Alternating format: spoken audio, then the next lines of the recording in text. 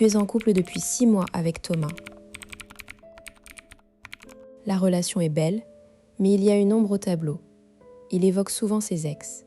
Pas pour les critiquer, plutôt pour les comparer à toi. Avant, elle ne supportait pas que je sorte avec mes amis. Toi, tu es tellement compréhensive. Ou encore, elle cuisinait mal, alors que toi, sur le moment, tu te sens valorisée. Mais avec le temps, un malaise s'installe. Pourquoi te compare-t-il ? Est-ce un signe d'attachement sincère ou une stratégie toxique ? Tu n'es pas sûre, mais ça t'agace. Et tu n'es pas la seule. Beaucoup de femmes vivent cette situation sans oser la questionner. Pourtant, la science a une réponse claire. Et tu vas comprendre pourquoi il agit ainsi et surtout, comment y répondre pour renforcer votre lien. Ou au contraire, poser une limite ferme si c'est malsain. Ne te contente pas d'interprétations superficielles. Creusons ensemble. Après avoir vu cette vidéo, tu sauras exactement pourquoi un homme amoureux compare ses ex à toi. Tu découvriras le concept de mémoire comparative, issu des travaux de la chercheuse Claudia Brumbaus. Tu apprendras à distinguer les comparaisons constructives des destructrices. Surtout, tu repartiras avec 3 techniques concrètes pour répondre à ces comparaisons, que ce soit pour renforcer l'intimité ou pour stopper net un comportement toxique. Tu ne seras plus jamais déstabilisé par ce genre de remarques. Beaucoup de coachs en séduction disent « S'il te compare à ses ex, c'est qu'il n'est pas guéri de sa précédente relation. » Ou pire, c'est un manipulateur qui veut te faire douter de toi. Ces interprétations sont séduisantes, mais elles sont trop simplistes. La réalité est plus nuancée. La comparaison n'est pas en soi un signal d'alarme. Tout dépend de sa fonction. Un homme peut comparer par insécurité, par habitude cognitive ou par sincère admiration. Pour comprendre, il faut regarder la recherche. Le vrai mécanisme s'appelle la mémoire comparative. Brumbaus a montré que, lorsqu'on est en couple, notre cerveau active automatiquement les souvenirs des relations passées pour évaluer la relation actuelle. C'est un processus inconscient et universel. En gros, on compare toujours, même sans le verbaliser.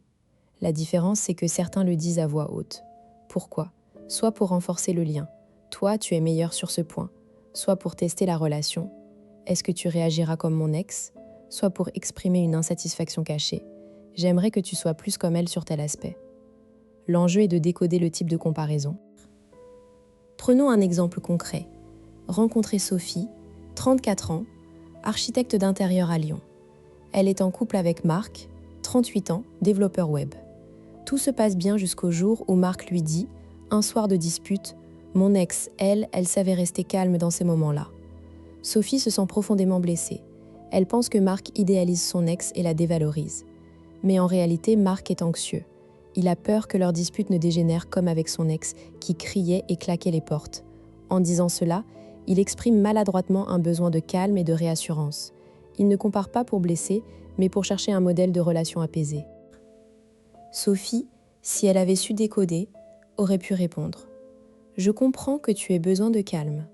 On peut faire une pause si tu veux et en reparler posément dans 5 minutes. » Au lieu de ça, elle a répliqué « Tu n'as qu'à retourner avec elle, alors. » La dispute a enflé.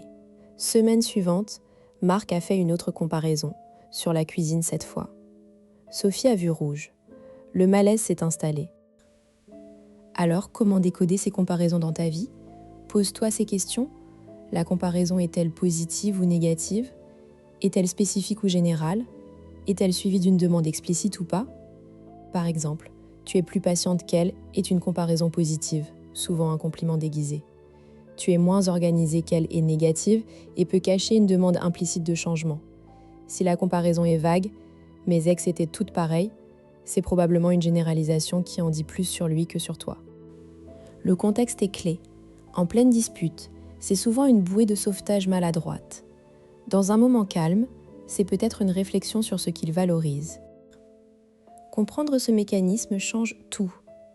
Au lieu de réagir à chaud par la blessure ou la colère, tu peux prendre du recul et analyser. Tu deviens actif dans la relation. Tu peux choisir de creuser le besoin derrière la comparaison ou de poser une limite si elle est toxique. Cela te donne un pouvoir immense, celui de ne pas subir, mais de guider la conversation vers plus de clarté et d'intimité. Et si la comparaison est systématique et dévalorisante, cela te permet aussi d'identifier un schéma malsain qui mérite d'être adressé ou de prendre une décision éclairée. Technique 1. La reformulation empathique. Quand il compare, au lieu de réagir, reformule son besoin supposé. Dis : quand tu dis ça, j'ai l'impression que tu cherches à me dire que tu as besoin de. Par exemple, avec Marc, Sophie aurait pu dire : quand tu compares mon calme à celui de ton ex, j'imagine que tu as besoin de te sentir en sécurité dans une dispute. C'est ça. Cette technique désamorce la comparaison, la transforme en demande et montre que tu es à l'écoute. Cela renforce la confiance. Technique 2. Le recadrage positif. Si la comparaison est positive, tu peux la renforcer avec humour ou gratitude. Par exemple, merci, mais n'oublie pas que je peux aussi être de mauvaise humeur. Heureusement que tu sais gérer ça. Cela transforme un compliment implicite en échange de reconnaissance. Si la comparaison est négative, tu peux recadrer en la ramenant à toi. Je ne suis pas ton ex, je suis moi. Dis-moi ce dont tu as besoin et je verrai si je peux y répondre. Cela met fin à la comparaison tout en ouvrant une communication constructive. Technique 3. La demande de clarification directe. Si la comparaison te blesse ou te laisse perplexe, arrête-toi et demande calmement. Peux-tu m'aider à comprendre pourquoi tu compares ? Qu'est-ce que tu veux vraiment me dire ? Cette technique est puissante car elle force l'autre à prendre conscience de son acte. La plupart du temps, il se rendra compte que c'était maladroit ou inutile. Dans ses études, Brumbaugh note que les personnes qui comparent consciemment le font souvent par habitude, sans réaliser les faits. En demandant une clarification, tu les aides à devenir plus conscients. Tu pourrais penser, mais si je fais tout ça, je vais l'encourager à comparer encore plus. La recherche montre le contraire. En répondant de manière constructive, tu éteins le besoin de comparaison, car le besoin sous-jacent, sécurité, reconnaissance, etc., est satisfait. Autre objection, et s'il compare vraiment pour me dévaloriser ? Dans ce cas, les techniques ci-dessus vont révéler son intention.